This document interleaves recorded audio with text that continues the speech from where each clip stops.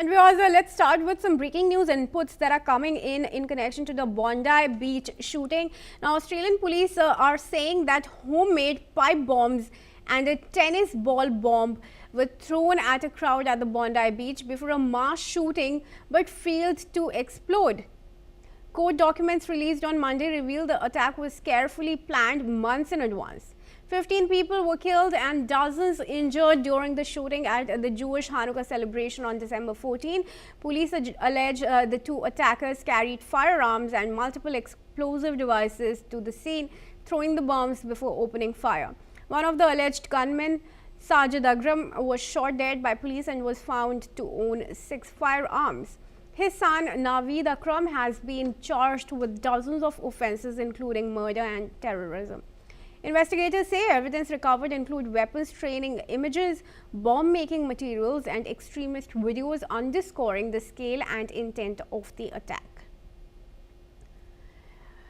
And I'll request a retired Major General Sudhakar Ji to join me in the discussion here. He's an international relations and defense expert and joins us from New Delhi. Thank you very much, General, for joining me this morning once again.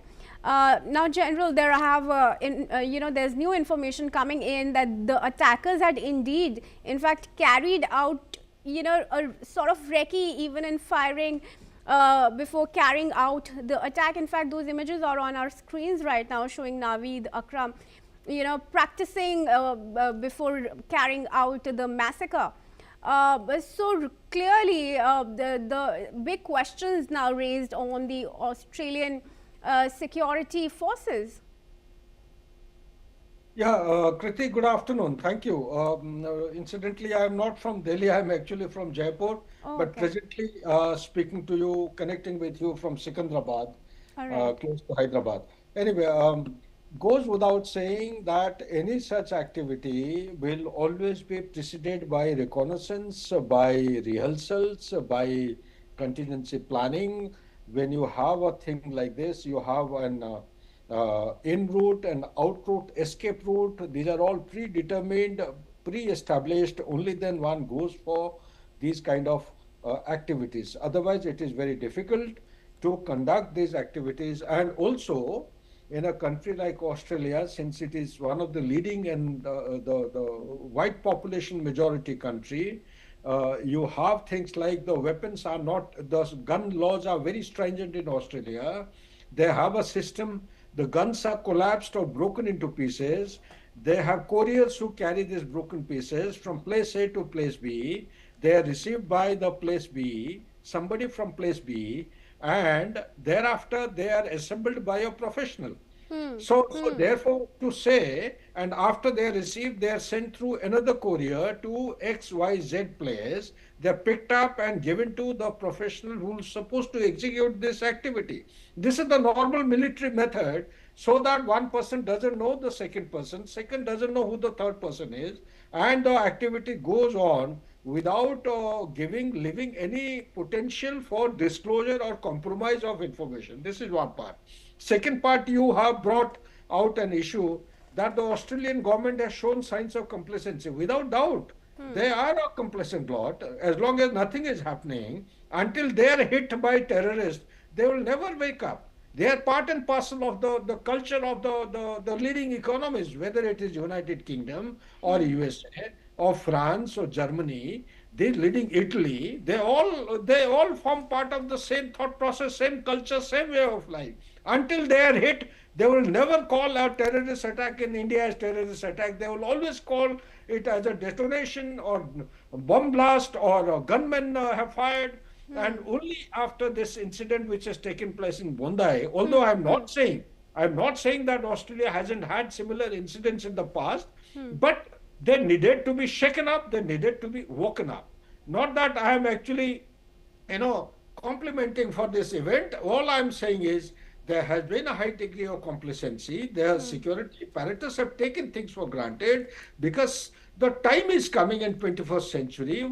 Not only everyone has to be on the toes, the citizens themselves have to be taken along. They have to be galvanized into a very integrated component or ecosystem of security apparatus. It is not only the policeman standing on the street or moving in a vehicle who's responsible. Every citizen in every country has to be made responsible to ensure safety and security for the normal civilians and the citizens without arms. Back to you, please. Sure.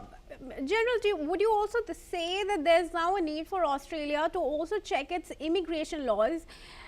Because the status quo is such that it's really allowing anybody for short-term stays, just to have its revenue increased with these immigrants. But some of them are now turning out to be extremist elements and carrying out such attacks. Does that call for Australia to check its immigration processes? Good point. Your point is well taken, Kriti. What I am responding to, these are my personal views, okay, based on my experience. You see, there was a timeline, let's say late 90s, in 1990, 1995, 1999 or so. This particular aspect was important. Today, immigration laws have been overtaken by technology. And when you talk about technology, what does the immigration law do? What is the objective? Objective is to prevent such kind of malified people or people with malified intention to carry out mayhem against innocent civilians, innocent people. Okay, so you what do you do to achieve that? You carry out a character scrutiny, carry out the host country from where they're coming out, and carry out the bona fide or the credentials are ascertained, and you go to the nearest police station. The police station will carry out verification from wherever they are staying. If it is a village, they send a special the courier or the police people. They carry out verification from that, carry out verification from the document, and carry out their past precedents of expenditure, how the money is being spent, where it is going, where it is coming from, such like activities. And also, you check up whether he's an employee, he is not, what is he doing, and thereafter you come down to the nuts and bolts of the cases. If anything is pointing towards such kind of activities, then you narrow down.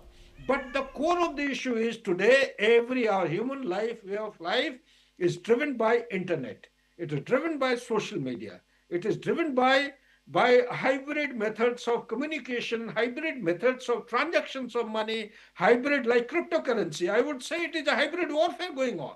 It's a currency system without any corpus fund. It will crash like a pack of cards in no time, in times ahead. So therefore, I would say more than the immigration laws, yes, you have a point. They must actually look into the immigration law. More than that is the current system of communication is very important, because it is through internet people are getting radicalized. It is through internet. Mind you, Kriti, since you're asking an important question, let me tell you, there was a time when people from South Asia or elsewhere in the world, they used to travel physically all the way to epicenter of terrorism. Epicenter of terrorism in the world is the Afghan-Pakistan corridor. That is no longer required. The training of handling of an ID, improvised explosive device, handling of a lethal weapon system, handling of explosive, handling of any kind of surveillance devices, preparation of any kind of biological or chemical warfare like resin has been found in India. So such kind of training is being transmitted through internet. People don't have to travel. After the internet text is read, it is followed by a video clipping. After the video clipping, they put through such kind of prospective candidate through rehearsals. In the rehearsal, they have a system. The mistakes are observed by the instructor, and the feedback loop is given to the student. The student carries out similar kind of practices once, twice, thrice, 4 times. These are not in the clear view of the security monitoring agencies, the surveillance agencies. We need to adopt. You see, China, we may have been cursing China for extreme kind of steps they're taking to monitor their people, but some of the methods which China is adopting in Shanghai, in Beijing, in Xinjiang province, or any other province that way, may have to be picked up, studied in detail, and to suit our environment and requirement, they may have to be dovetailed in times ahead for better security and safety, not only the immigration laws. Back to you, Kriti. Sure. Thank you for your comment there, General, but do stay on. There's some more information now coming in. Viewers, Australian Prime Minister Anthony Albanese says that his government will push for tougher gun laws against hate speech and extremism following the country's deadliest mass shootings in decades. He Speaking to reporters, Albanese said that Australia would not allow ISIS-inspired terrorists to divide society and stressed the need for urgency and unity. He called for bipartisan support to create new offences targeting hate preaching and extremist activity. Earlier, the Prime Minister apologized to Australia's Jewish community over the attack at Bondi.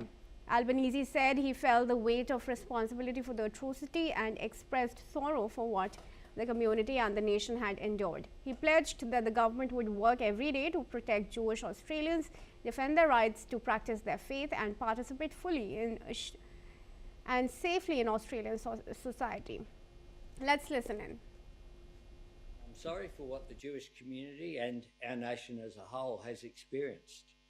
The government will work every day to protect Jewish Australians, to protect the fundamental right as Australians that they have to be proud of who they are, to practice their faith, to educate their children and to engage in Australian society in the fullest way possible. Racial vilification and promoting racial supremacy offence. So we're considering drafting options there. We're looking at changes to hate symbols offences as well, and also looking at changes to the Customs Act to ban importing extremist material or hate symbols. In addition to that, we had a discussion about gun laws. This is indeed a time where we have what is needed, which is urgency and unity, not division and delay. We're not going to let the ISIS-inspired terrorists win. We won't let them divide our society, and we'll get through this together. A summary of the legislative measures that will be considered: creating an aggravated offence for hate preaching, advocating violence against protected groups; increasing penalties for existing offences for hate speech, advocating violence or property destruction against protected groups; making hate motivation a factor in sentencing for Commonwealth crimes, with options to limit this to online threat and harassment crimes as announced, to expand to all Commonwealth crimes if required. All right, request Sudhakarji to join me back in the discussion here. Sudhakarji, of course, a remorseful Albanese there, but the move to toughen the gun laws and fix the loopholes that it was riddled with is definitely a welcome one. But how would the government address the opposition that's coming in from the gun dealers and the lobbyists, over the ownership of guns by lawful, law-abiding residents? Well, excellent, I would say, pointer that you are giving in your question, because for a democracy like Australia, they need to have an all-party meeting, maybe in camera, maybe closed-door meeting, because without taking the opposition into confidence, it will be a no-go case for a country like Australia to carry out any change with regard to security. Because like America has got deep state, so has Australia. Australia deep state is virtually, I would say, it can hold the entire economy to ransom. Although the economy is not very big, it is neither small. So it is considered as one of the leading economies. But having said that, Kriti, if you allow me, I would like to share my personal views. This is where the countries are going wrong. Australia has had the worst of carnage in recent times in Bondi. It is one of the beautiful, iconic beaches in the world. And still they are not getting things right. Getting things right is, what is the threat? I am a military man. I'll always apply my faculties and my approach in a military manner.